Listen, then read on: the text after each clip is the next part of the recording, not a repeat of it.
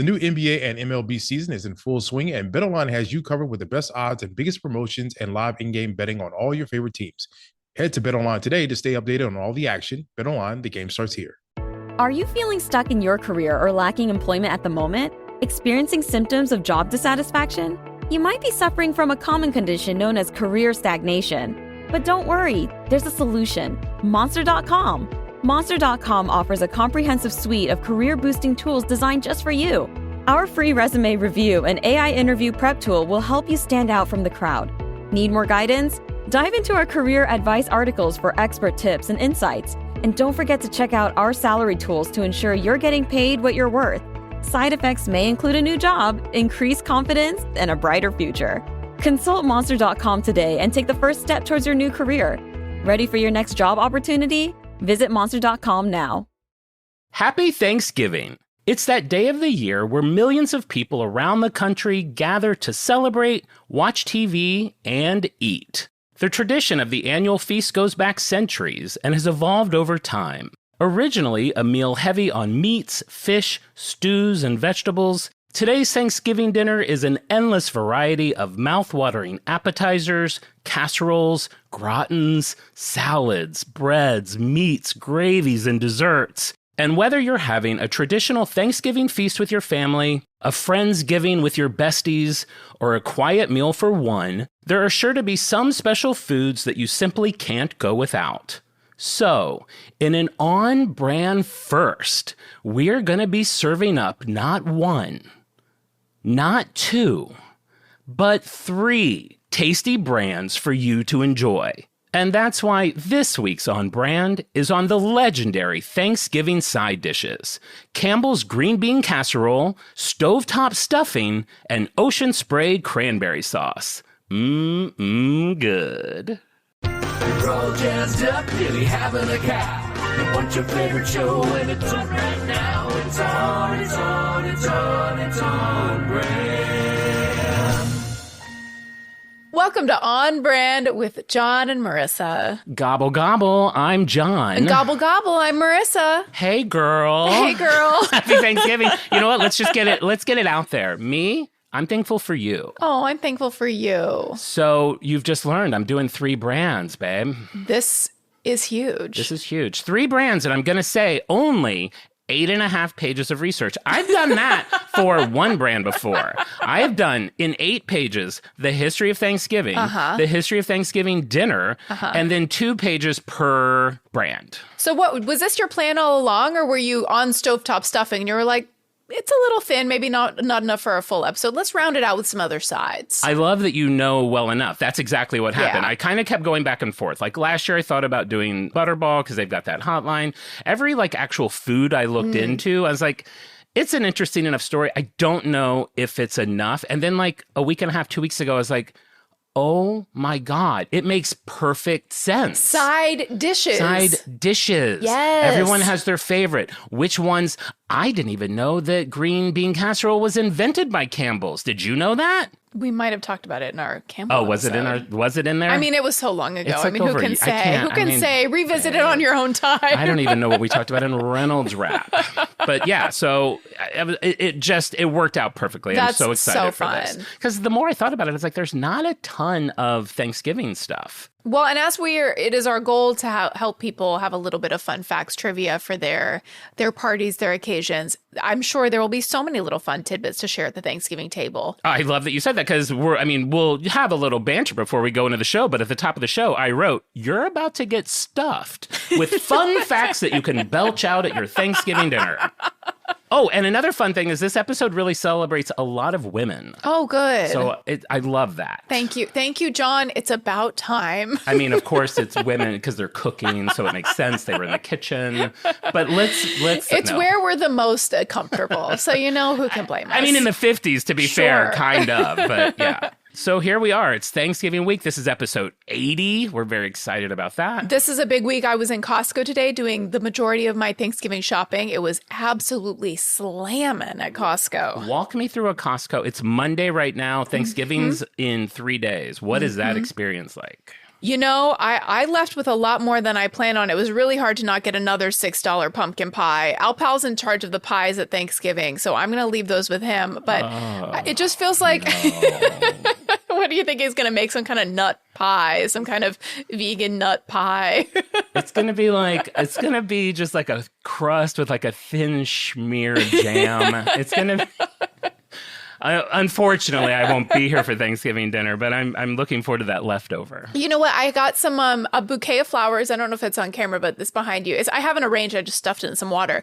There were some rich gays behind me at the checkout line, and they got the same bouquet of flowers, and I felt really proud. That's awesome. To get to align with like your rich gays, because I gotta say, I'm looking at the flowers. Yeah. How do we know they were rich?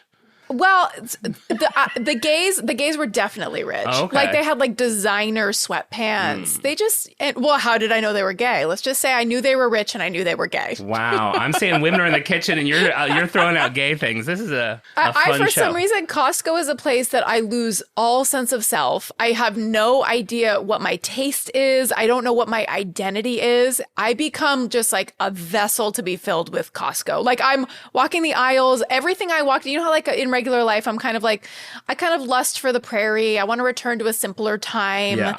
I like things old fashioned. And then I'm walking the halls of Costco and I'm like, I need a Ninja Creamy. A Ninja Creamy is like a countertop ice cream abomination that is so far from like my prairie desire. I'm there. I'm like, I'm wanting to buy the clothes. I'm wanting to like buy all the food. I'm wanting to buy the electronics. You're tempted by the clothes? I'm tempted by everything. At Costco, I don't have a membership, but I sometimes get to go with people. When I do, I feel like I've entered like a rare world that everyone doesn't get to see. And now you have to scan your card to get in. Did I tell this on pod or off pod? But I saw somebody get like hunted down because they went in without scanning their card. Like somebody just passed through without scanning their card and getting their ID checked. And somebody was on a walkie like, unverified patron, green sweater, bald, heading towards the chickens. You're shaming them? Yes. Bald, could lose 20 pounds. Walking slow, I could beat him in a race. Let's get him, boys. Yeah, so they're very strict about that. And have you shared, I'm sure you have in our Costco episode, your trick where somebody gets you a gift card and then you get to go in? I was just about to ask that. That is a great hack. If you don't have a membership, you're allowed to go in and purchase with a gift card. If you have a gift card, can you still get in? I honestly don't know because they are cracking down. They must still, but I won't confirm that on pod. So I did attempt to do the World Market scavenger hunt one more time since we last spoke. And? Failed again. Remember how I said I went and the clue was it's by something red? And I was like, Yes. This is too hard. I go this time and the clue is it's by something the color of cherries. That's red. So like, once again, I'm just in this sea of red. Imagine somebody getting hung up on not knowing the color of a cherry, where they're like, color of cherries, God! It's on the tip of my tongue. Well, I did not know. I actually had looked up World Market to see what time they opened because I was going to a different one. They put the clue on the website, and I saw that it was a cherry thing, and I was like, I bet it's like, because I know they have like a cherry-shaped pillow, they have cherry jam. Yes. So I was going in like, oh my God, I know it's by either that or that gummy Haribo. We are cherries. undefeated with escape rooms, and we've done probably at least 10. Yeah, I am Maybe 8. completely defeated with scavenger hunts. I'm 0 It in feels 2. like overlap, like you're trying to look into it to try to like read into the clue. By the time I left, 3 had been found and no one could find the 4th one. Are you kidding? I'd given up. I was sitting in a back chair doing my social medias for 20 minutes before I finally just gave up and left. Was it a papusan? No, it wasn't. I'm not I don't know. I don't feel comfortable in those. Really? I'd love to see you in a papusan. I'm not convinced I could get out of it easily. Yeah, that's what would be fun. Okay, so you're just learning that we're doing, I mean, your favorite, Thanksgiving, This is for huge. me, I think of you, and Thanksgiving, it's sides. It's absolutely sides. You're side Sally. You're all about the sides because you're a I'm vegetarian. I'm side Sally. I'm lightly a vegetarian. You only eat hamburgers and some fish. And do you eat pork? No. I only eat cheeseburgers and Chick-fil-A, and that is it. Chick-fil-A? Babe, you go to Hobby Lobby. We're even. I went one time trying to find a scratch and sniff sticker, and I didn't buy anything.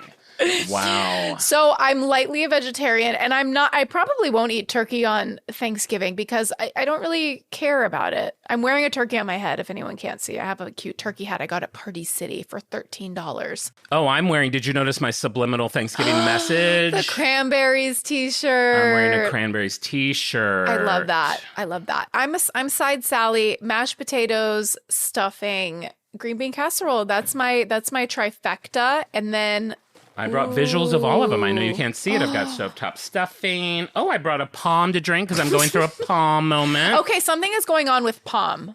So you're talking about somehow palm is on your radar. I don't know if we talked about palm on pod, whatever. John's obsessed we with talked about it pod. on when we guested on Jordan Jesse Go. So John will be coming over 2 weeks ago, and he just pulls a palm out of his bag like it's 2007. An 8-ounce palm. I didn't even know they came this small. You're going through a palm phase, and this is interesting. I sent you a picture from Costco. They have a giant palm. Did you see the size on it? It was big. I did. It was like the size of a milk jug. I did the math. There's 2 reasons I'm into palm. You like to put the bottles in your butt. 3 reasons I'm into palm. Are you kidding me? I mean, I don't know. I house it for Certainly not the Costco one. No. There are some that could. There are some that could. There are some that could. That's good merch. There are some that could. I house it for Susan and Anton.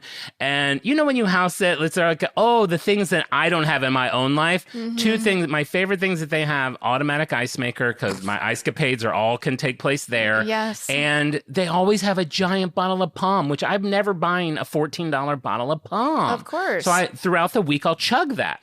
These little baby Palms were on sale a few weeks ago for $1. So it's like, I did the math. Even at this price, it was cheaper than your Costco thing. Wow, so okay. I bought 10 of these. You've only bought 10? 14. No, 8, 15. So you're still on the original haul? Yeah, I mean, I've only had them 2 weeks. Okay. I drink a Palm every 3 days. So that big bottle of Palm was at Costco, and they had the little individual pomegranate seed cups, which I did get. I do like those. My children like those. And it was Palm brand also. I'm like, Palm's making a push. So everybody buy stock in Palm. Well, exciting things are happening. I think it's also because it's Thanksgiving. I don't know. Palm is on everyone's radar. No, it's definitely. Oh my God. Oh my God. I don't know that we have time to talk about it. This show's going to be too long. Last week, I decided to do an act of kindness. Right.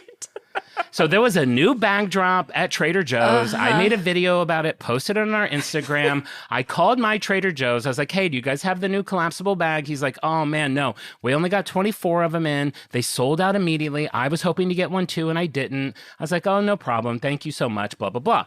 Of course, I only had to call one more Trader Joe's. I find them in Glendale. That's the next town over. I go over and get some. Wait, how many? How many? I think 4. Okay, you think? I mean, I think it was 4. I can't remember if it was 4 or 5. Because I will say, I was like, I want to get one for this guy, this complete stranger who I've only talked to on the phone. Mm-hmm. And for some reason, I realize I struggle with sharing certain things. I don't like to share my dinner. If someone's like, let me have a bite of your steak, I don't really want to give you a bite of my steak. No shit, babe. I don't want to share my bag. But I'm a giving person. I do think it's complicated. You like to give to strangers. I give good gifts too. You do give good gifts, yes. But it's I don't know, it's complicated. I think it's more complicated than just I'm cheap and I don't want to give my stuff away. But I am protective of some stuff. So I was trying to figure out how many bags do I need to buy where I can give one to a stranger where it's not going to hurt. Anyway, long story long, I got one for him. And I was made a video about it. I was kind of nervous to go in there and give it to him, but I went in there and I gave it to him and he was hot. Oh, nice. I was not expecting that. That helps. Hot, that young hot where he's bleached his hair, but it's kind of that orangey color that would look like crap on anybody, but you're kind of hot surfer skater guy, and I'm sweating oh, okay. I wasn't planning on buying you a present. Then he asked for a hug and I'm oh, okay. Did you kiss him? We made out. You kissed him on the neck when he went for a hug. I kissed him and then I felt something and he pulled a Palm bottle out of his pocket. And I was that a Palm okay. in your pocket? Or are you just happy to see me? So anyway, I give him this bag. It was a lovely moment. I leave feeling so happy. And then what happens, That John? should be the end of the story. So I happen to be in the parking lot at the same time. That's all you get to tell, because I need this to be from I need this to be from my point of view. Okay, let's hear from your perspective. I can bring my mom in here to corroborate my side of the story, because she was there also. You can definitely bring Tara into this for her accurate retelling of this story. Okay, what did you say when you saw me in the parking lot? So I'm leaving. I'm driving around. Everyone's Trader Joe's are weird. I had to drive behind the building to like get out of there. And I see Marissa and her mom like loading up their car. I roll my window down because you could see the bag from the window. And I'm like, hey, if you're here to get the new bag, good luck. You're not going to get it. Marissa sprints to my car to try to steal this bag. I hit the button to try to roll up my window. My window's slowly going up, and she's running towards it. She sticks her hand in. I'm like so confused about what's happening. Her hand's in my car. I'm like, what are you doing? I apparently had taken my foot off of the brake. I roll into another car and hit somebody. Alistair's surprised. You hadn't heard this story? No. I got in a car accident at Trader Joe's because this psychotic woman. So I get out of the car, of course, because I want to make sure everything's okay. I wasn't like accelerating. I rolled into her, but it still felt very jarring. Of course, it's scary to feel any kind of And I'm sorry if that was all too loud, Al. I get very excited. I'm sure my levels are all over the place, just like my heart.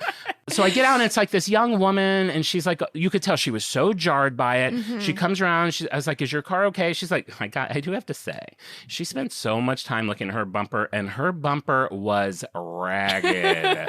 I mean, it was an old car. It wasn't like it was a new Tesla. It was like a 1998 something. Yeah. And like all the like laminate on the bumper was peeling off. But of course, you should still make sure it wasn't cracked or anything. Sure. It was quite scratched, though. And I don't think you're going to really make like a dent going. It was the speed you go if your foot is just not on the gas. Yeah. It was that little roll. And you're not on a hill. No, it was a little roll and a little kiss. There was impact, and that's always jarring. And I was so thrown off. I look over, you're gone. I had my two children who I had to get out of the car. We were arriving at Trader Joe's. Oh, I didn't even know they were there. They were there. They were screaming. They were running into traffic. I had to retrieve them. So do you feel like that's an accurate telling? Yes, I'd say that it was less like with a grin, like a, hey, I got the new bags. You said, if you're looking to get the new bags, I got them all. I mean, if that's how you heard it, fine. But that's it was all done in and jest. I playfully trotted over, and I see the bags are sticking out of your window already. The window is down. The bags are sticking out. What am I to do? I reach over and I start to playfully pull, like I'm pulling one out, like I'm going to take it. And then I see the windows going up. So then I put the bag back. And then you only put the bag back because the window was coming up and you were worried. You pulled your hand back because you were so scared that you were going to hurt your hand. You would have rolled it up all the way with my arm in there. And I would have taken the bag with me. It's a Volkswagen. If it hits your hand, it goes down automatically. I wish I had known that. Anyway, it was your fault. You ruined the perfect moment. I went home so jarred that it happened. I had just had such a fun, lovely moment. And it was. I think it was the perfect ending to the day. You ruined it. It was great. Hi, this is Chris Howard, host of Plugged In with Chris Howard. BetOnline is the world's most trusted betting platform and your number one source for all your sports betting action. BetOnline has more ways to stay in on the action with the latest odds, news, scores, even live in-game betting while the games are being played. With the largest selection of odds on everything from Major League Baseball, NHL, and UFC, and professional golf, BetOnline remains the number one source for all your sports wagering info. In between games, head over to the BetOnline's casino with all the top Vegas-style games, including poker and live casino. BetOnline, the game starts here. Okay, so let's get in the show. It's the history of Thanksgiving. So it's 1621, and we've got William Bradford. He's the governor of Plymouth Plantation. And after surviving a brutal winter, they have their first crops that are successful, and they call for a day of prayer and thanksgiving. Ooh. So we have this big feast that we've heard about. In 1789, George Washington proclaimed Thanksgiving Day a one-time holiday. It's not like a every year sort of thing. That's rude. I know everyone's having fun. This will not be repeated next year. Don't get excited. They just weren't, it wasn't on their minds yet to have it be like a national holiday. Sure. And that's a big point of what's about to come up. All right. So then you have John Adams and James Madison. They would issue similar proclamations. These are obviously other presidents. Yes. They would have these one-day Thanksgivings. Mm. But fellow founding father Thomas Jefferson felt the religious aspects of the event didn't have a place place in a nation founded on the separation of church and state. So he had no formal declaration of it at all. Wow. And there weren't really any after like 1815. Okay. So now we're going to bring in our first rock star woman. And when I say rock star, I literally don't think I would be sitting here next to stovetop stuffing or any Thanksgiving thing if it weren't for Sarah Josepha Hale. She should be a household name. Absolutely. And I'm like scared I'm saying her name wrong because she's so not a household name. But we will get her there. All right, so who is she? So she was an editor, a magazine editor. She was a poet. She was a novelist, and one of the most influential women that you've never heard of in the 19th century. She was one of the foremost pioneers of women's rights in the United States. She was the author of a novel called Northwood, which was one of the first books dealing with slavery in the country. You know how much we love to talk about that. And I'm sure at that time that was very well received. She was an editor at American Ladies Magazine and Godey's Ladies Book.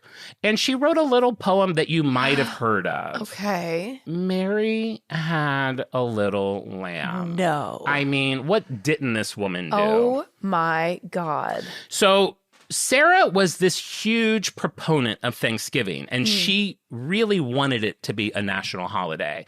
She spent 36 years from 1827 until 1863 writing letters to members of Congress, to governors, to presidents, promoting an annual celebration of thanks for all states. This is so us being like, me again. Hey, queen. Knock, knock, knock. Gobble, gobble.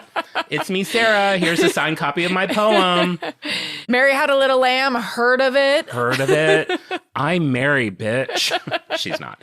So she used her platform in the magazines that she edited to champion Thanksgiving. She put recipe ideas in it that involved turkey and the things that we could serve at Thanksgiving. Wow. And then finally, on September 28th, 1863, at 74 years old and during the Civil War, she wrote a letter directly to, this is so me, Abraham Lincoln. You're like, can I speak to your boss? The president? Let me talk to your boss, the president. So she urges him to have the day of our annual Thanksgiving made a national and fixed union festival. She explained, you may have observed that for some years past, there has been an increasing interest felt in our land to have the Thanksgiving held on the same day in all the states. It now needs national recognition and authoritative fixation only to become permanently an American custom and institution. Fantastic. So she's basically saying, this is what the people need. We need you to do it. Why do you have to twist someone's arm to get like Thanksgiving to have? It's not mandatory. It's just like, make it a day. Make it a formal suggestion to everybody to take a day off and eat yummy food. I agree. And us sitting here with our Diet Cokes and our turkey hats, that seems easy. I will say, Abe was dealing with a lot. Yes, he had slavery and we think he was gay, right? So he was like in the closet. Like he had a lot going on. By the way, I was talking to David about the Civil War the other day. Can you imagine pre-internet how anything could get organized like that? I lived pre-internet. No, but I'm imagining like just how long ago that was. Like, how did everybody get uniforms? Like, how did the one team get? Was it like, are you a small? You're a medium? You're a large? What size boots are you? Like, they don't just log into a landing page. I don't know how it happened. Put in your size. Yeah, it was all very complicated. Crazy. Pretty much everything before 1995. How did anybody get their uniform? How did anything happen? Crazy. So Abe's hands were full. But this became a priority. Soon after she sent that letter, Hale finally saw her dream come true when President Lincoln issued a proclamation declaring Thanksgiving a national holiday. His second most famous proclamation. I love that. I think it should be his first most famous. I won't go on the record saying that, but I do think it's a tie. There's two things you know for sure. There's two Those things. Queers at Costco were queer, and that this was the most important thing Abraham Lincoln ever did. I know they were queer, and I know they were rich. I know they smoked poles, and I know that those flowers were not for themselves. because those flowers are not for rich gays. I guarantee I'm it. sure they were going to make magic out of it. They're mums. Aren't those mums? They might be mums. They're mums. Costco mums. Okay, so that's how we get to Thanksgiving. How do we get to the food? So there's only 2 surviving documents that reference the 1621 Thanksgiving harvest between the Pilgrims and the Wampanoag, sorry if I'm saying that wrong, the Wampanoag tribe. And they describe the feast as freshly killed deer, assorted wild fowl, a lot of fish because they were by water. So there was cod and bass and flint. I don't even know what flint is. There was corn harvested, which was eaten as cornbread. It wasn't even eaten the way that we, like you would think, like just corn on the cob. Not in a Jiffy corn pudding. I bought a box. I love that Jiffy. So good. Oh, that cornmeal. And porridge. So it was a feast. You can see like... Now Al's listening. You said porridge. His ears just perked right up. Is that a palm bottle in your pants, Al? So you could see like the seedlings of this meal coming, but there was no mountain of buttery mashed potatoes since white potatoes had not yet crossed over from South America. There was no gravy because colonists didn't yet have mills to produce flour. There was no sweet potato casserole with mini marshmallows because tuberous roots had not yet been introduced from the Caribbean. So they were working with what they had. Sure. Cranberries, on the other hand, may have been there. Okay. But they wouldn't have been there, obviously, in a jelly can form. There was not, if there was any sugar left at all, there wasn't enough that they would have used it on cranberries. But the interesting thing is at the time, they used cranberries as a preservative because of an acid that it had in it. So they would use it on meats to keep the meats fresh longer. Okay. So there could have been a barrier to just in it from that process, but it definitely was not the glorious thing that we have here today. Imagine you and me in a bog, a cranberry bog. Oh, God. Wearing like those, my like- feet all wrinkly. I'm like, can we get out of the bog now? We've done You it. don't go in like nude. Al, did you get the picture? Can we get out now? You wear like rubber overalls. I know, but I would somehow get soggy feet.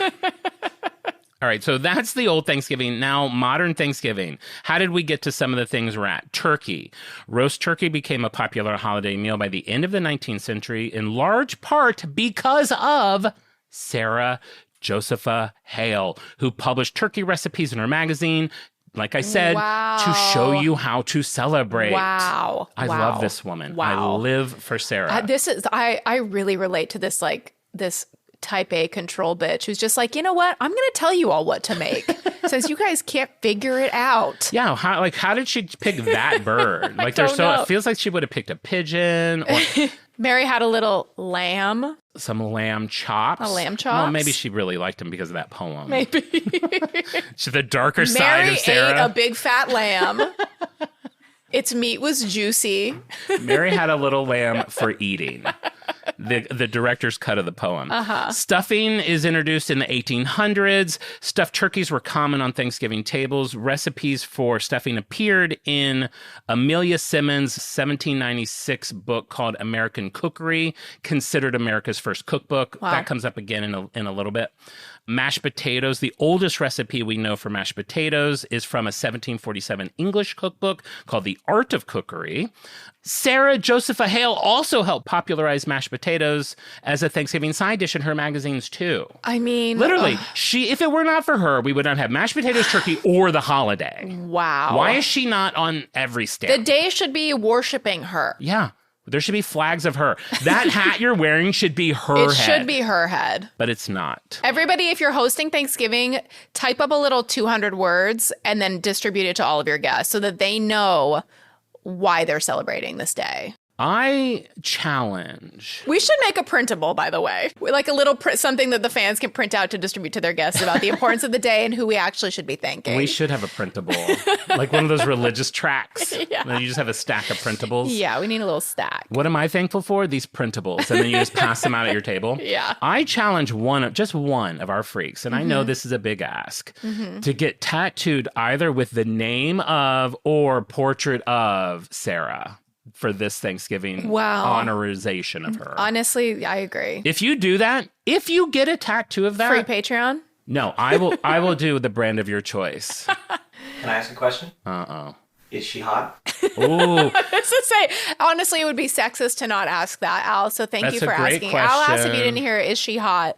Which is, we're an equal opportunity podcast. How far she was able to make it in the world, I feel like she might have been. I feel like that helped at that time. I guess now that I'm looking at it, it depends on when you look at her because she could be this Okay.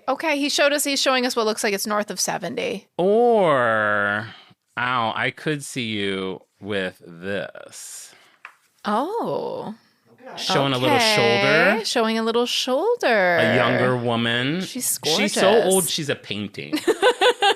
So we're not sure this is exactly what she looks like, but we assume that it's pretty Let's accurate. just say if we were painted at that time, we would urge the artist to be quite generous. Yeah.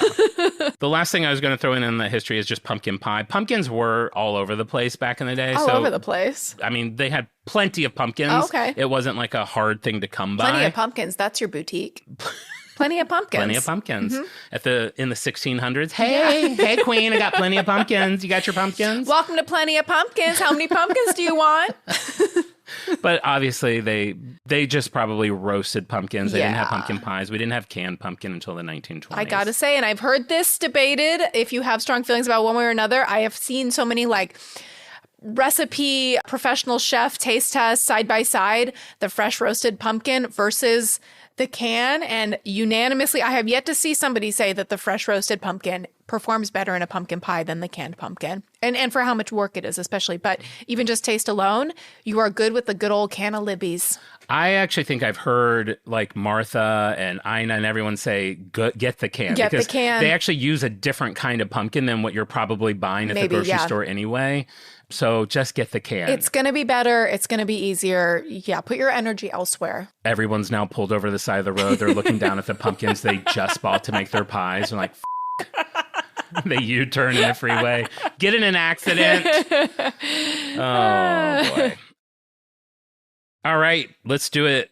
We're into the brands. Number one. Give me a big old spoonful of stovetop stuffing. Any day of the week, I'm a happy gal. Give that a shake. Let's hear that. Ooh, baby. I can't even tell you how much I personally love stovetop stuffing. Do you eat stuffing year round? I eat stuffing year round. What? You look like you're in a commercial. I know. I am. So our first sponsor is Stovetop. Brought to you by, okay, can I tell you? It took this show for me to even realize the name was the invention. Like the fact that they cooked it on a stove was what was so radical about this. Because really it know was that. always baked in the bird or with food. I see. So Stovetop. this is the alternative to that, the way you knew. So stuffing existed, and they said, well, we have a new way to do it. It's stovetop You don't have to stuffing. cook it in the bird. You cook it on the stove in 15 minutes. And then Wow. 20 years later, they didn't change the name, but it would be called microwave top because Yeah. now you can make it in 5 minutes in the microwave. For sure. Wow. I eat this pretty regularly. How often? I only get cornbread. I would say I probably enjoy stovetop 4 or 5 times a year. Great. And you always get cornbread. It is the easiest thing to make in the world. If you've never made stovetop stuffing, you literally boil water with butter, pour this in it, turn the water off, walk away for 5 minutes, and it's done. Now, what I do, my little trick, I do that before I walk away. I throw a few slices of protein on it, turkey or chicken or whatever I have, put the lid on it, let that warm up that meat. Ooh. Then I serve that, and I put a drizzle of balsamic vinegar around the stovetop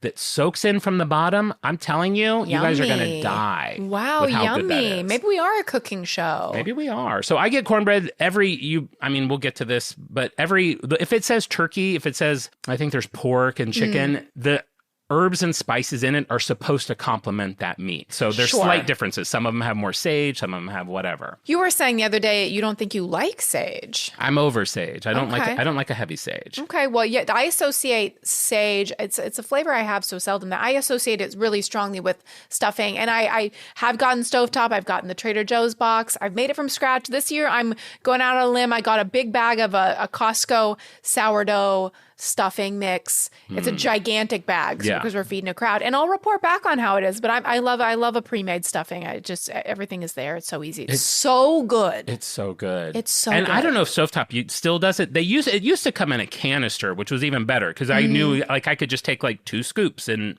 use it all the time. This Stuffing for one. Stuffing for one. Yeah. It's a little sad, but yeah. And I got to say, packaging wise, from a design point, how it's evolved over time, having the T from top turn into the E. I just love it. I love that's this cute. product. That's really cute. All right, so I'm going to stop jizzing about Stovetop and tell you about the history of stuffing. So stuffing, and I don't really care about the debate. Some people say if it's not in the bird, it's not stuffing. Who cares? It's dressing. I don't care. Life's too short, guys. It's dehydrated bread that's been rehydrated. Of all the things we'll fight about, that ain't one of them, honey. One of our last breaths. It's dressing, bitch. I'm sure there's somebody, a listener, who's a real stickler about that. But you know, that's for you. Yeah. So if you're new to the planet, stuffing is basically just an edible mixture, often composed of herbs and a starch like bread, usually used to fill a cavity of another item like a protein or a seafood or a vegetable.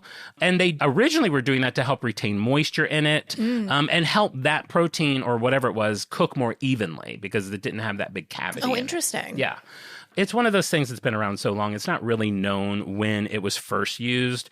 Some of the earliest documentation of it is from a Roman cookbook where they had recipes for stuffed chicken and rabbits and pigs and a dormouse, which was a rodent. They're stuffing a dormouse? They're just running around collecting mice and shoving bread up their That's butt. a tiny cavity. I need 3 cubes of bread for my dormouse, master. Talk about stuffing for one. Yeah.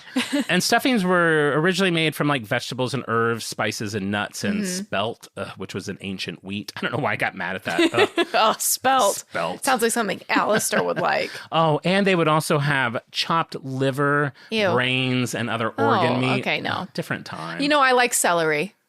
I like celery in my stuffing. I thought you were going to say, I do like brains, I eat cheeseburgers, Chick-fil-A, and brains. but I am a staunch vegetarian. Or a zombie. Or a zombie. They have to be still warm. It's thought that the Pilgrims probably stuffed birds with chunks of onion and herb. So okay. some flavor, but We're in the ballpark. we're getting there. We're Yeah. headed there. Home cooks would make stuffing or dressing tailored to the taste of their regions. If you live by the water, your stuffing may have oysters in it. Southerners and Midwesterners often use sausage. So and I do think stuffing is one of those things. When you go to a Thanksgiving, whoever has brought the stuffing is also bringing a story. They're like, this is my grandmother's stuffing. She grew up here and we put this in it. And I love that. That's like one of the great things about Thanksgiving. Yes. Everything that's coming to the table usually has a story. And if you're making stuffing, you better have more stuffing than anything else. You know what I mean? Like the serving size does not apply. Or triple it. Gravy, man. Gravy, Ooh, gravy. Who wants to be in charge of that? Because you're never going to have made enough. Let's hope you got enough gravy. You know, my mom's going to the honey baked ham store. We're getting a turkey gravy from the honey baked ham store. Oh, good. As well as a ham and a turkey. So we're good. Every single year, I buy a box of Trader Joe's turkey gravy to use for leftovers. Yes. I never use it. Okay. The following Thanksgiving, I throw it away and buy a new box. That happened this week. I threw away last year's box. I've already bought the new box. It'll go in the cupboard, and I'll see you next it'll year. be thrown away. Do you think the old box is sad when he sees you open the cupboard with the new box? And it's like, finally, it's my time. He's and then hungry. You're there with the new box. And it's like, oh no, he's picking me up. I'm going in the trash. I never knew human touch could feel so good. Maybe put googly eyes on the box. That might incentivize you to like personify it a little bit and feel more motivated to use it sooner.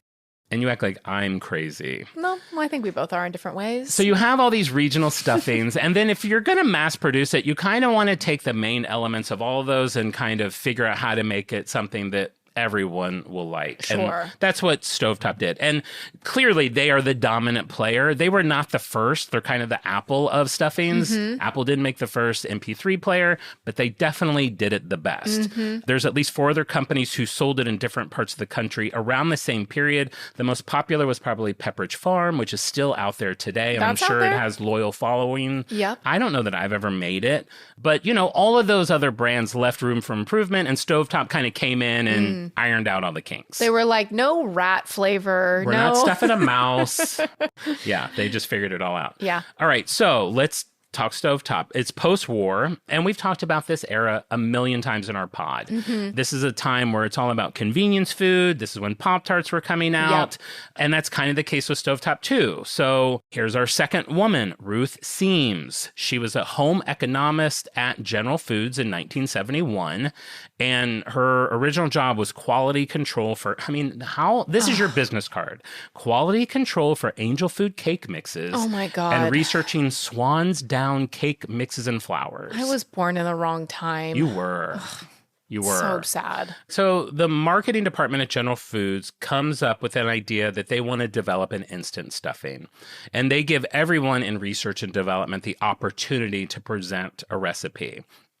So Ruth gets to work, and the recipe that she comes up with is the one that's chosen to focus on. And one of the really crucial things, and it sounds like, I don't even know if it seems obvious, but the big thing that made her stand out and the most important thing about stovetop stuffing, can you guess what it is? No. The size of the breadcrumbs. Oh, okay, yes. That literally is what made or broke it. I might have even I'm looking at this box, and this box is pretty small. The Pepperidge Farm box is big. Yeah, so it's like a big sack. It's like a big sack. These must be like smaller cubes. Well, and I think this has shrunk over time. Stovetop, when it originally came out, you got 2 bags with it. They probably just want you to buy more of these now. You probably don't get the same quantity. But if you made the breadcrumbs too small, the stuffing would be too mushy. If you made it too big, it wouldn't get soft in the middle, so you would have these crunchy bits. I respect these people at Stovetop more than I respect astronauts. Well, that's not hard because you hate money being spent on space exploration. Anytime anything comes up with NASA, you're like, wasted money. Anytime she sees a beautiful, city view. James Webb, new Hubble picture. We got enough problems here. And at the time, it was figuring out the right size of stuffing. And I'm glad that our finest minds were at work. Another hurdle, aside from the size of the breadcrumbs that they had to figure out, was that General Foods wasn't in the bread business. So they had to find a supplier that could make enough of the yeast-raised bread that they needed to get the flavor right and the texture right. And they spent 2 years after she kind of had the recipe and idea, really figuring out what this needed to be. So they get it all sorted out and they launch it. People honestly loved it immediately. It brings 3 things to the table that they didn't really have at the time. It gave them speed. It was a separate dish. They didn't need to have a bird or a protein. And it was advertised that it could be used any time of the year. Yeah. Like I said, it originally came with 2 bags. And when it was originally launched, the flavors were chicken and cornbread. It was not even meant to be a Thanksgiving side. Really? They did not have turkey stuffing.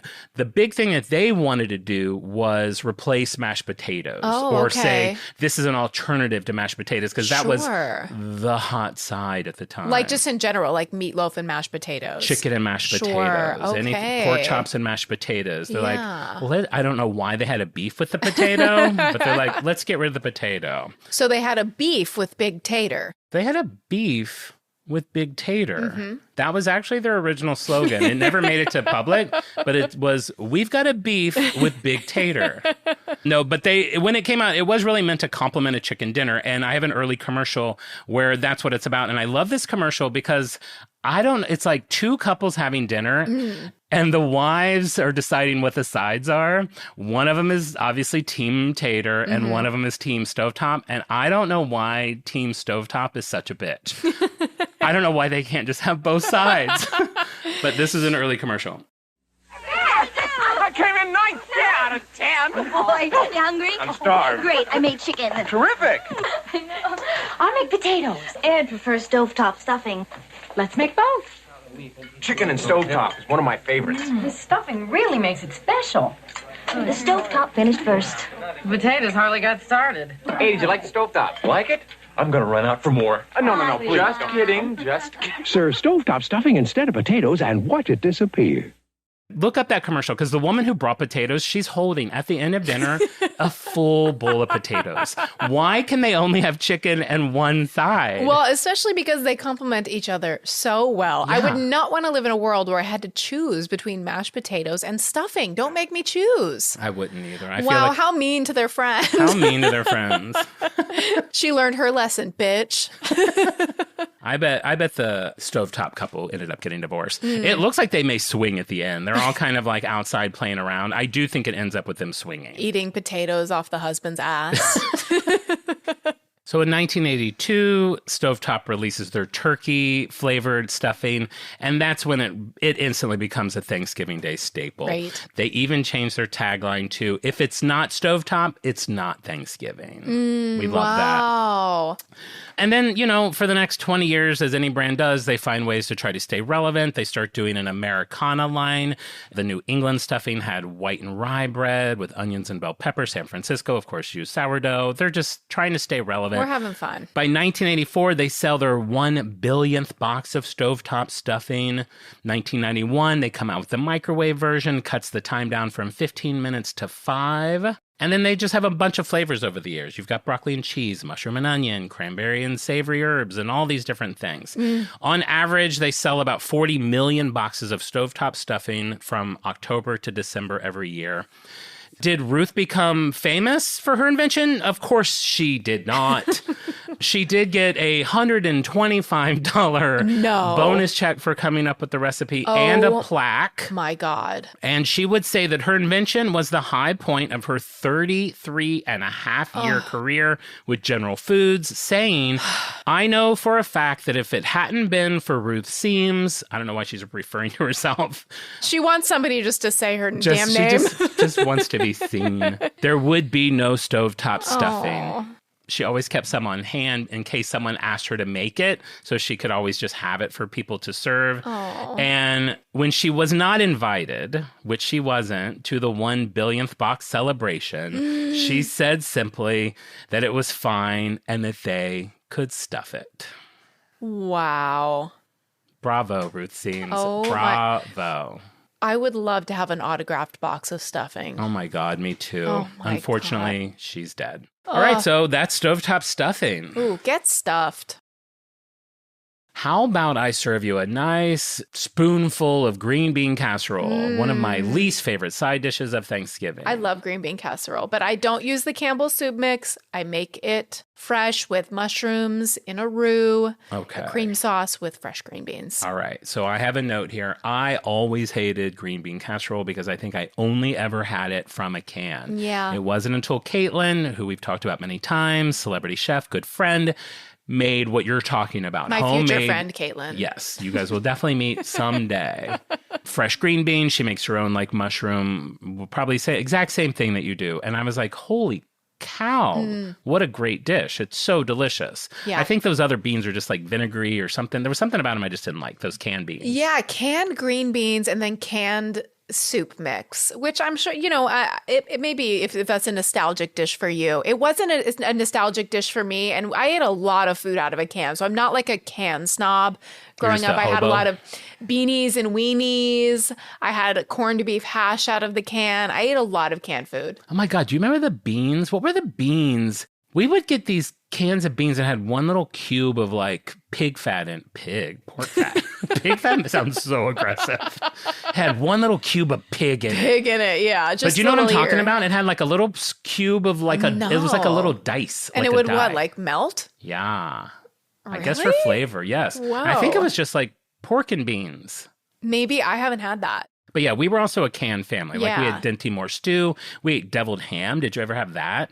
No, is that kind of like spammy? It's like comes in a small, like, it's like probably as much meat as a tuna can, but it's a fatter, smaller can. And the can was wrapped in paper to make you feel like it was fancy. very fancy. There was a little red devil on it, but it was like a spread. I feel like I got it in the last couple of years because I hadn't had it since I was a kid. And I was like, it's like the first bite, you're like, this is what I ate. And then like by the time the sandwiches are done, and you're like, okay, yeah, I'm back on board with this. I'm that little devil on the can. Yeah. So I don't want to shame anybody if this is like a nostalgic dish for them. But I didn't eat this growing up, so I I prefer Caitlin's version, and I would love her recipe, of course, because she's my future friend. That's so funny. She offered to send it to me because I wrote her just to make sure that I was right. I was like, did you make your own stuff? She's like, yeah, I'll send you the recipe. I was like, no, I don't need the recipe. Well, have her send it to me. And if anybody else has recipes, I'm always all ears. And I think it's a fantastic side dish. So we'll say, if you think you don't like this dish, maybe next year, because it's a little late notice, this episode comes out on Thursday, maybe try making it from scratch and see what you think. Oh my God, you just gave me the best idea. What? 1 year from tonight. Yes. We're having a Freaksgiving. Fine. What is it? We will rent a Coliseum and invite every freak from around the world, and everyone will bring a dish. All 2,000 of us. All 2,000 of us, and we will gather, and we will eat, and we will rejoice. Great. I love that. We will be their gods. But seriously, if anyone, everyone should, like on our Insta or whatever, if we ever get our Discord set up, share your recipes. That's a really fun idea. Yeah. Recipe swap. All right, so we did an episode on Campbell soup. This is a very specific part of their story. So 1934, Campbell's cream of mushroom soup is created. It's the first of their soups that is marketed not just as a soup, but also as a sauce. I feel like I think of that soup purely as an ingredient. I don't know anyone in my entire life who's ever like, I've had a long day. I'm gonna head home and have a piping hot bowl of Campbell's condensed cream of mushroom soup. You dump out the can, you fill the can with water. You can't even dump it on. Because you can't get it all out. You have to like scrape it out. Yeah, put the milk or water in it, shake it to try to get it out. To loosen the globs. Oh, that glob. It's like such a, they say you first eat with your eyes. Yeah. It's like, oh man. The color is quite gray. You wish you were blind when you're pouring that out of the can. You wish you were blind, yeah. No offense, we love Campbell's and the company. Yeah, we do, actually. We really do. We do. Absolutely do. So in 1941, Campbell's opens their first home economics department, similar to General Foods that we were just talking about. This is like a department that everyone had back in the day. It was in... Do they still, or is it all robots? I honestly, it's probably both. I'm sure now it is AI, it is robots. I think everything has different names, but it's all basically a test kitchen. I guess. So Campbell's employed recipe developers to create recipes using their products, and it's all part of their marketing strategy. Here comes woman number 3. Wow. I've never heard anyone with this name. I've listened to an interview with her daughter to make sure that I'm saying it correctly. Her name is Dorcas Riley. I don't want to laugh at her, but Lord, did she have, I don't even know, but I know she had a rough childhood. I'm afraid to ask, but was she hot? These are all, like, the pictures I see, they're all grandma. Okay. So, one, I'm a homo, so I'm not going to think she's hot, but I could objectively tell you if she's hot. Dorcas is like a... Actually, I think there is stunner. one picture of her putting like in the test kitchen. Yeah, she's like of that time. Tits pushed up. Stuff in her bra with cans of soup. Dorcas. Sure. Dorcas, will you marry me? I love you, Dorcas. Dorcas. Dorcas Riley. Yikes. She was one of the first full-time members of the home economics department, and her job was developing dishes that feature the company's ready-made soup products as star ingredients. Great. She created hundreds of recipes that were printed on the backs of soup cans, but one would reach iconic status. So... You're familiar with the Associated Press, I'm sure. The AP wanted to do an article featuring a recipe using ingredients that most people would have in their kitchens. So she's tasked with that. And she wants to do a recipe that features a vegetable. And in interviews, she would say there wasn't a ton of variety of vegetables at that time. Mushrooms were like a cool vegetable, but they were expensive and they weren't available year round. Frozen vegetables weren't even really like that plentiful at the time. Canned vegetables were kind of what she had to stick with because that was what was most prevalent. Yeah. So she chose green beans. She would experiment with a bunch of different ingredients and ratios. She tried Worcestershire sauce, which I bought my first bottle of Worcestershire sauce this week. Wow. I have an appetizer I want to make that calls for a little Worcestershire. What is it? Hanky pankies. What's hanky pankies? It's something my dad's wife makes. It's a very, I'm sure a lot of people listening to this are like, oh my God, I love hanky pankies. I think they're also called shit on a shingle. You take ground pork, ground beef, Velveeta cheese, Worcestershire, and like whatever. Yeah. Make this like concoction and you put it on like thin rye, like appetizer breads. Little like Melba toast? No, like square. It looks Okay. like a shrunk down loaf of bread. Oh, yes, I know what you mean. It's like an appetizer thing. Yeah. And then you bake those. Oh, they are so good. Oh my gosh. So easy to make them. My dad. Hanky Pankies They're called is Hanky a Panky. funny name for this. I know. But they're good. I'll give you some. Well, I don't know. I mean, I don't eat pork. sure. I'm a vegetarian. I'll just tell you there's brains in it. So she's testing around with a lot of things. She tried celery salt and she tried ham in it. And a lot of the things that she was making just weren't testing well. Her final recipe would end up only being 6 ingredients. And those 6 are still what are used today Wow. for the traditional. You know what that made me think of? Our friend Matt's sandwich recipe. Oh, yeah. So we had this running joke with our friend Matt, who he would talk about this legendary sandwich whenever he felt like having a sandwich, that he would make this sandwich. And he would tell us, there are 12 ingredients in my sandwich.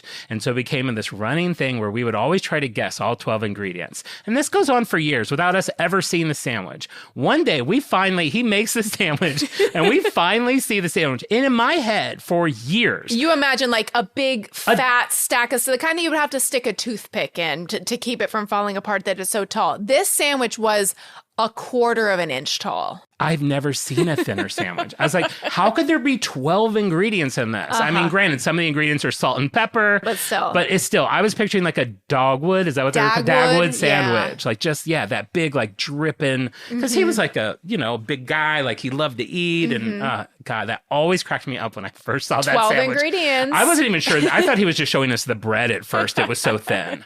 But yeah, so she's only got 6 things in this. Do you think you know what the 6? This is the classic green bean casserole recipe, 6 ingredients. Yes.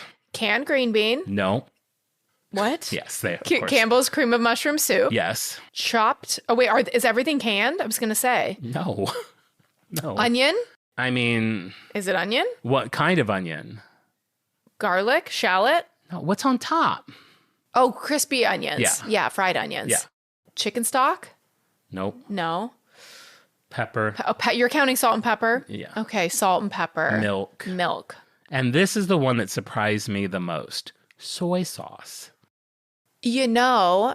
As a vegetarian, soy sauce is often used in mushroom dishes to enhance their meatiness. In fact, before you came over, Al Powell had brought us some mushroom farro soup that has tamari, which is soy sauce in it. Well, there you go. There you go. There you go. And I Soy think that's sauce. similar to the Worcestershire sauce. Yeah, It's kind of that a little savory, that umami. Oh, mama. Yes. Yeah. So I was very surprised. I mean, not very surprised. Like Very I did, surprised, I closed my shocked. laptop and I was like, I'll have to come back to this research.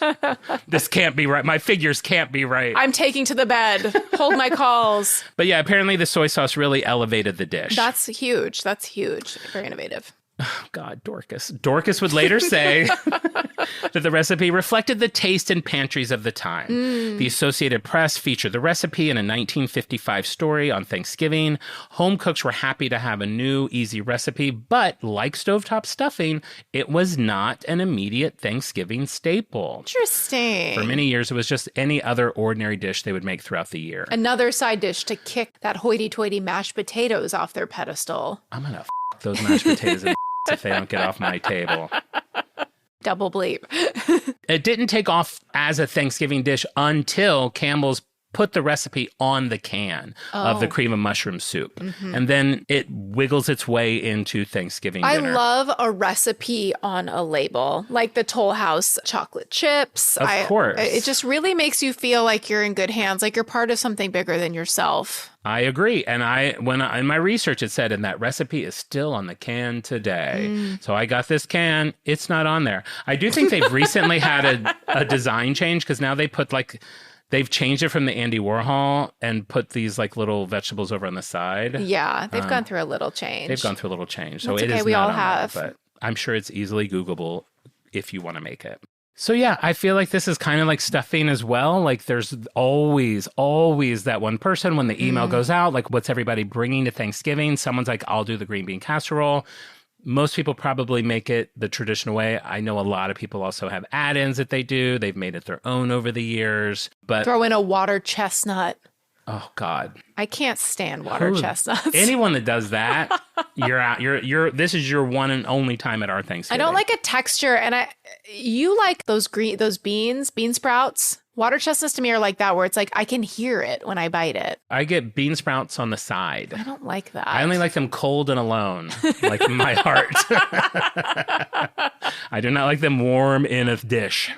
So yeah, and so then it becomes a Thanksgiving staple. It ends up getting its own commercial as well, a little less bitchy than the stovetop one. This is more just like, we're here, buy us.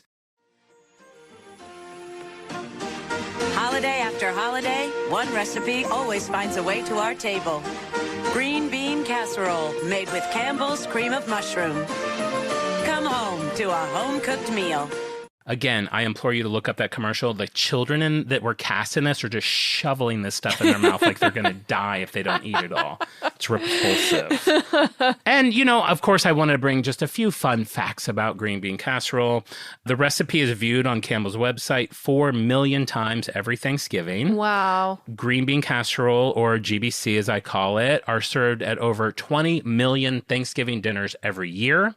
50% of Campbell's cream of mushroom soup sales occur between November and January. Amazing. For years, I guess I could see this being like, this was definitely meetings about this. For years, in advertisements, the French's fried onions could only appear in a ring around the casserole. You had to see the green beans in the middle. Oh, interesting. You could not cover the entire thing. That has been loosened a little bit over the last 10 or 20 years. And it's like Mariah Carey being like, my face is on the product. Yeah. Like, how do they know who's here? Right. How do they know there's beans under there? If you can't see the bean, what am I even doing here? Yeah, why am I here? Dorcas's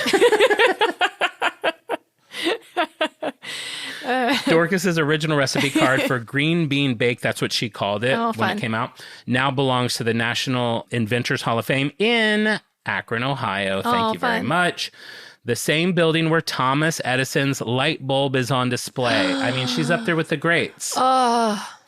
And probably the craziest fun fact of them all, Riley said in a 2005 newspaper interview that if she is being completely honest, she does not remember creating the casserole.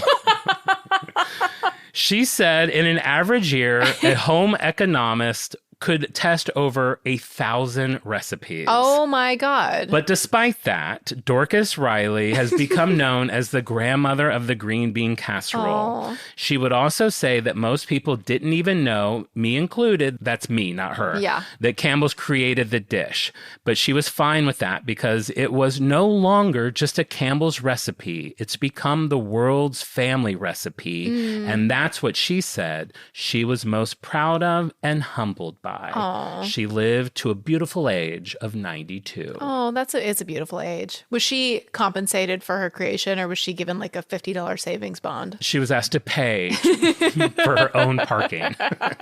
I think everybody involved in something that is so impactful in the culture should be a multimillionaire. I mean, well, it's like, this is all over. It's like the Brady Bunch. That's what, and the Gilligan's Island. Those are the ones that always killed me. Like back in the day, like television contracts, they were paid for like 3 reruns. Yes. And like those have never been off the air. They're in the poorhouse. And I think if you create green bean casserole, if you create stovetop, you should get $1 per box sold. There should be at least a statue of you. Yes, at least.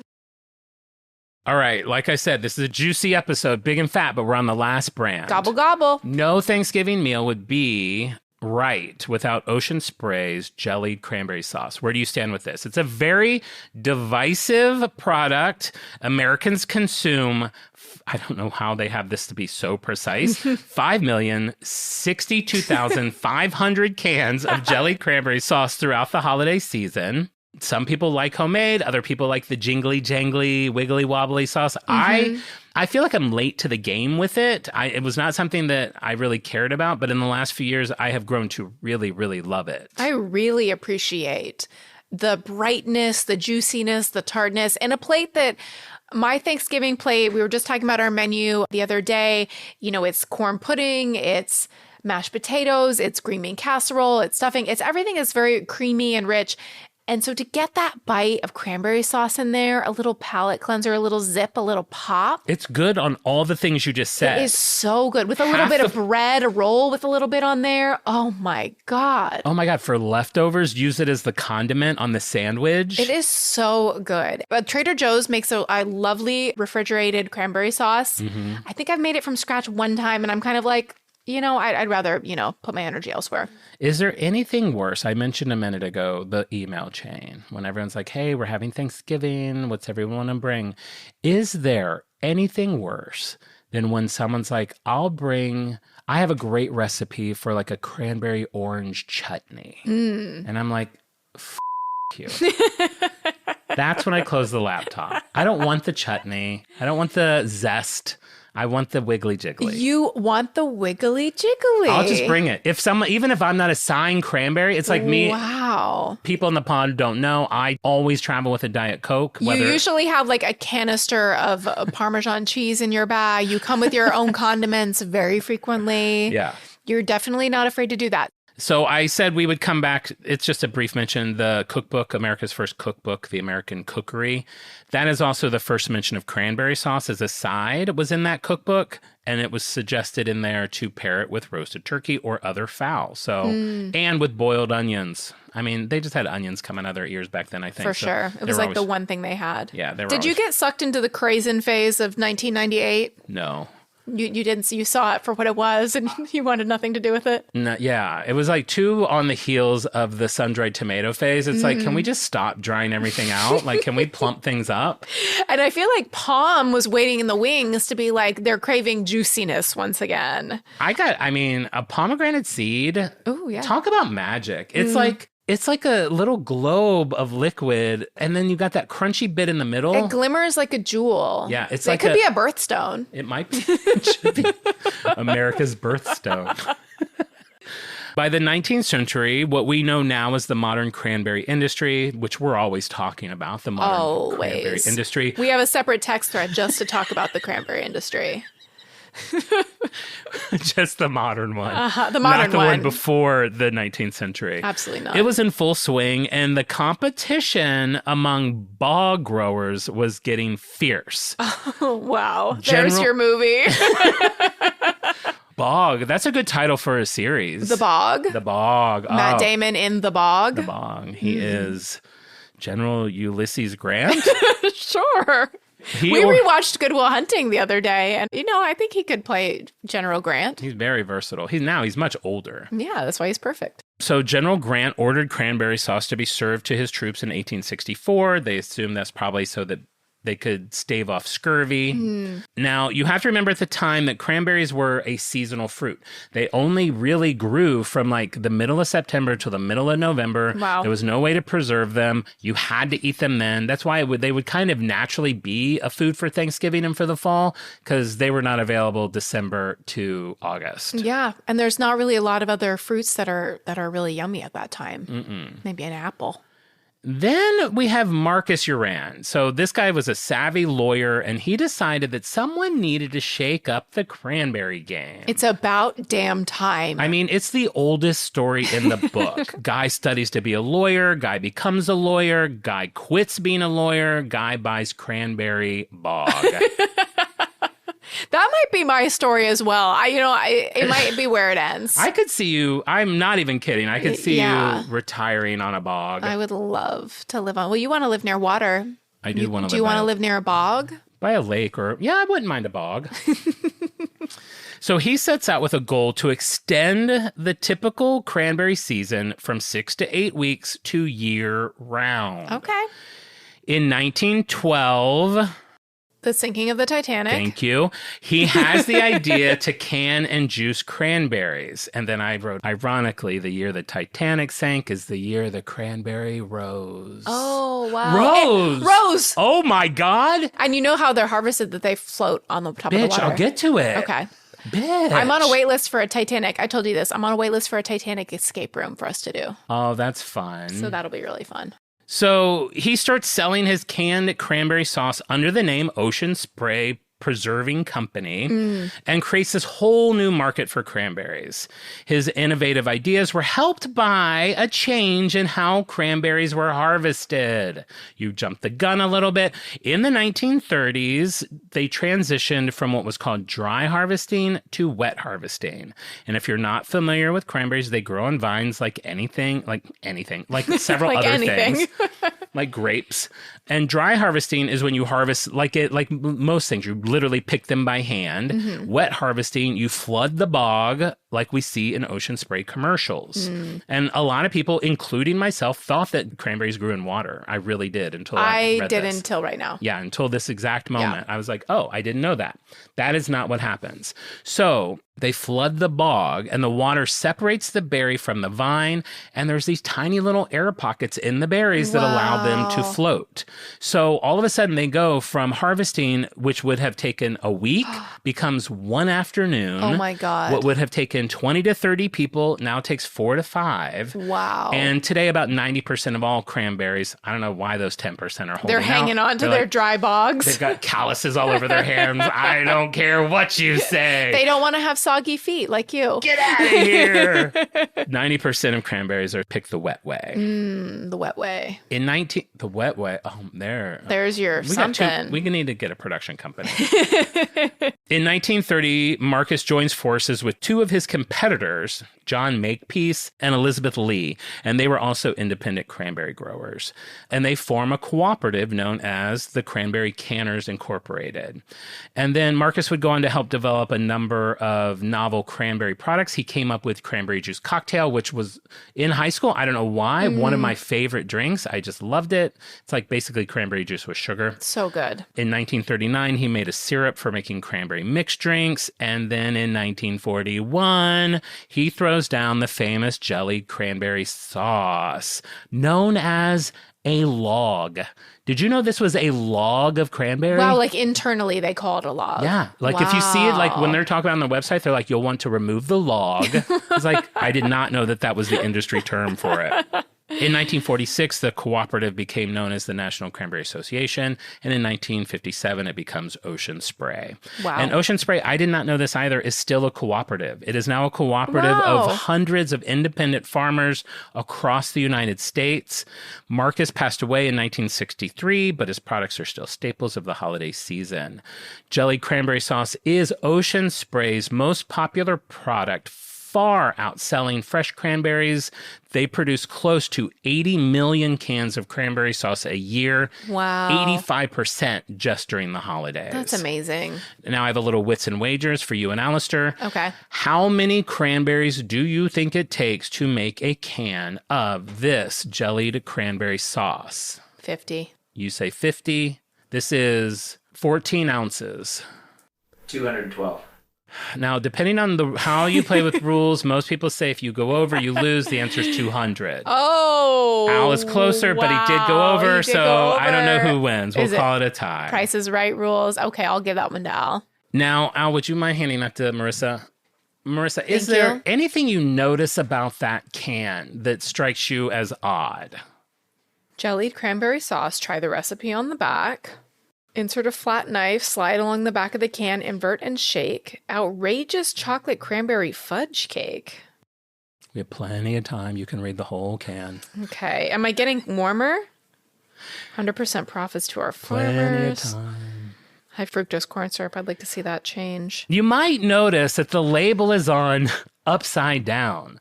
The can is upside down compared to any other can of food that you have. Usually, why? Thank you for asking. The cans are filled and labeled upside down with the rounded edges on top and the sharp can-like edge on the bottom to keep the jelly whole. This creates an air bubble on the rounded side, also known as the top, so customers can swipe the edge of the can with a knife to break the vacuum and the log will easily slide out. That is so interesting. This is like us doing an escape room. Remember when I spent so long I thought I looked in all the pockets for the key? And then the key was in the pocket. Yeah, I remember. Like this is, if this was a clue and you were like, Marissa, look at this can of cranberry sauce for any clues. And I'm like looking at it and I'm like, okay, 24 grams of sugar. What could that mean? On the top, it says open other end.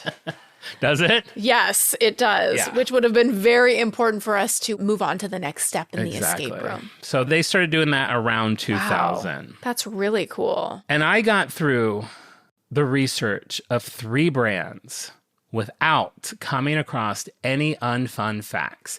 The very last thing I read about Ocean Spray cranberry sauce Don't say it. was the world's most unfun fact. Okay, here we go. If you lay out all the cans of cranberry sauce Don't say end to end.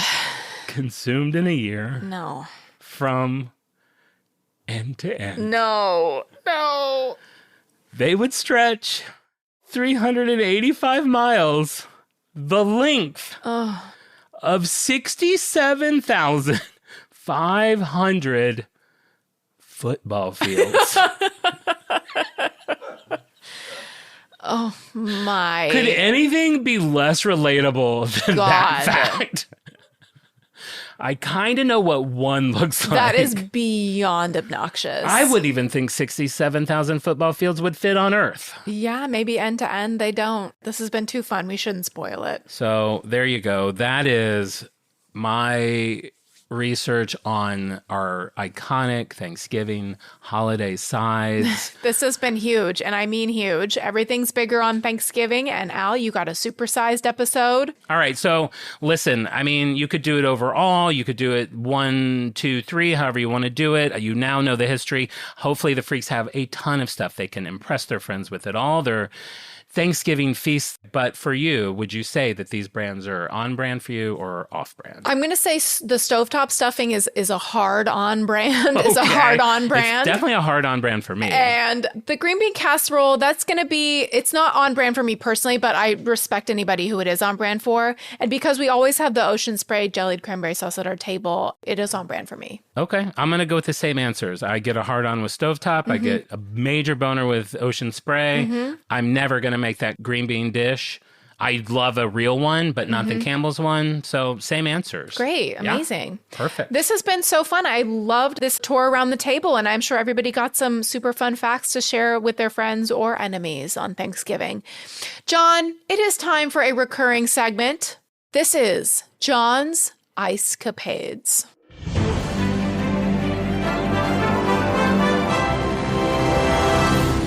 I know we're saying this is a big show just because we have gone really long, and I'm sure Alistair wants us to whittle this down. I'm going to do this Ice Capades a little abbreviated. Monday, got ice at Target. Tuesday, I did not get ice. Wednesday, I got ice at Taco Bell. Found out that half of the Taco Bells are no longer serving breakfast. We'll talk about that next week because that is a big rant because I ended up driving 6 miles to get my Crunch Wrap. Friday, I got it at a Mediterranean restaurant. The ice was right next to the cash register. I spent so much time in there pretending I was ordering food on my phone. And then today I got ice at Target again. My favorite place to get it because no one at Target gives a shit. And that was Jon's Ice Capades.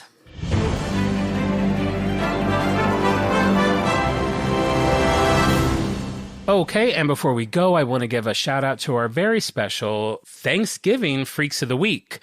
These are the people that guessed our Insta Egg, right? If you're not familiar and you're a new listener, every Wednesday we post an Insta Egg on our Instagram story. It's basically a puzzle that lets you guess what that week's brand is going to be. If you guess it right, your name gets put into the Wheel of Freaks, and then 5 people are our Freaks of the Week. So those lucky people this week are Hannah Holden, Corey Hatton, who we love, we saved his marriage, Julie Grassi, Kristen Cafaldo, and Heidi, just Heidi. So congratulations, guys. Thank you for playing the game, and congratulations on being Freaks of the Week. And while we're giving shout outs, I'd like to give some shout outs to some of our freaky friends who have left us 5-star reviews on Apple Podcasts. We have Jenny M. Branch, Matt STL44, Freddie 2 Fan, and Frogtown 233. And I want to give a shout out to Mel because apparently she gave a review a while ago and I guess I missed her. So if I ever miss you giving a shout out, send us a message. Maybe things slip through the cracks. We got a lot going on, okay? Yeah, and if I ever say your name wrong, just let me know. We do this all on our own. We don't have assistants. We don't have AI. This is a hobby for us. This is a hobby. So if I say your name wrong, just let me know and I'll try to say it right. Absolutely. Check out Jon's Insta Egg at OnBrandThePod on Instagram, at OnBrandThePod. Podcast on TikTok. You can see his Insta eggs there, as well as videos from the show and some supplemental stuff. You can also write to us. Jon is laying in bed awaiting your messages. He's up all night and he's ready to chat. I chat with so many people. It's so fun. And with that, we'll be back next week with an all-new episode. And remember, we may go off topic, but we'll always be on brand. And just very quickly, one of the things I'm thankful for this week is everyone that listens to the show. I also am thankful for everybody who listens to the show. No, you can't do that. That was mine. You have to do a different one. I'm thankful to our producer, Alistair, and all of his hard work. This is I'm also thankful a hobby for Alistair, him. too. I'm thankful for Alistair, You too. can't do that. No. Okay, how about I can also be thankful to the listeners. And you I can also be thankful for your Al. husband. For Al. Oh, yeah. Okay. Who is And supporting us by yes. watching TV on the couch. Thank you, everybody, for spending some time with us every week. We love doing the show, and we will be back next week with an all-new episode. Bye. Bye.